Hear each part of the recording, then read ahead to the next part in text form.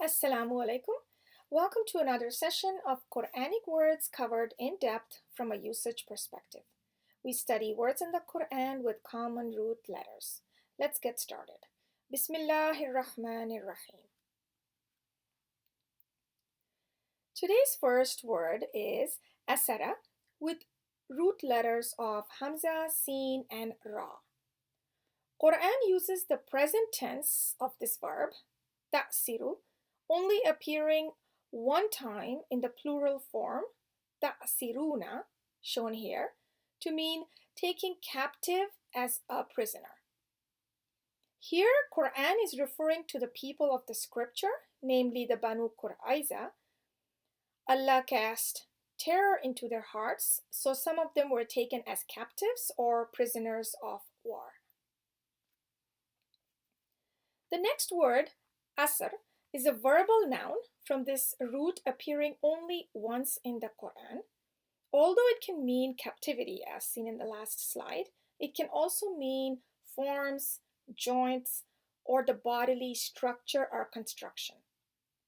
This is a powerful verse because it reminds us that God created and strengthened the asr, or frames or limbs. And the rest of the verse reminds us that he can just as easily have us replaced.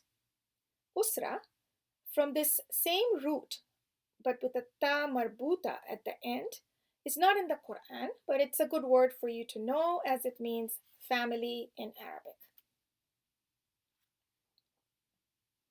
Now let's look at some nouns from this root. Asir means captive or prisoner of war.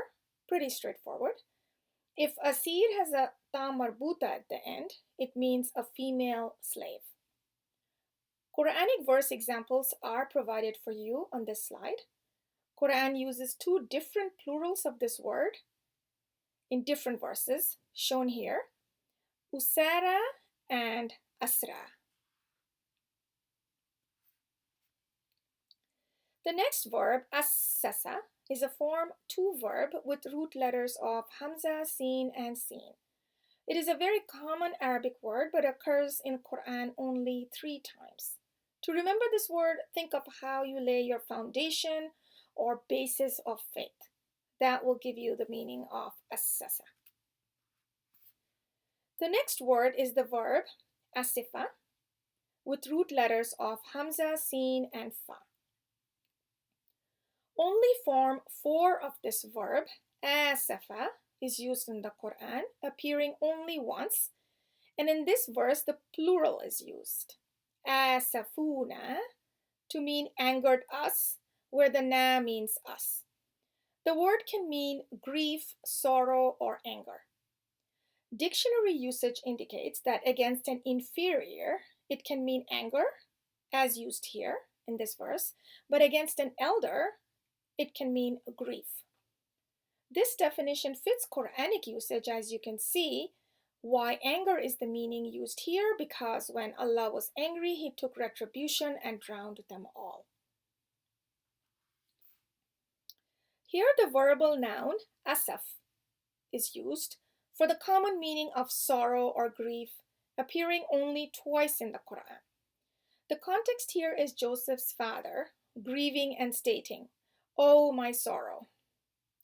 Note the final alif maksura of asafa has taken the place of the possessive ya, which would have been pronounced as asafi. This is done for emphasis. In other words, it means ya huzni, oh my sorrow. Another word for grief used in the second part of this verse. It's a good word to know because Arabs also use this word asaf to be sorry or apologize. Here another noun is used, asif, with a kasra on the sin when the previous word had a fatha on the sin. And this word also appeared only twice in the Quran. Here the word is used to denote the sorrowful or grieved state of Moses. That concludes our Quranic words for the day.